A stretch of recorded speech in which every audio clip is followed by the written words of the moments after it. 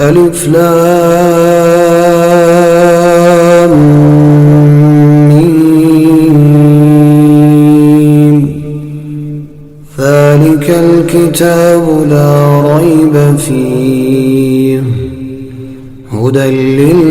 للمتقين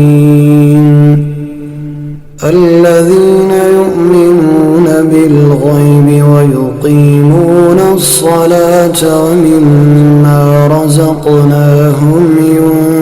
ينفقون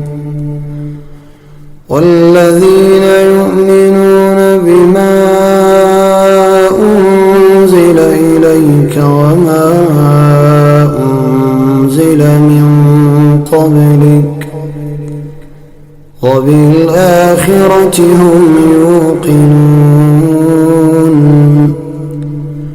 أولئك على هدى من ربهم وأولئك هم المفلحون إن الذين كفروا سواء عليهم أأنذرتهم أم لم تنذرهم لا يؤمنون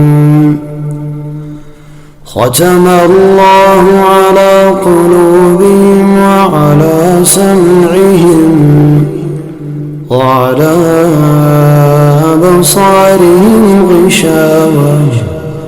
ولهم عذاب عظيم ومن الناس من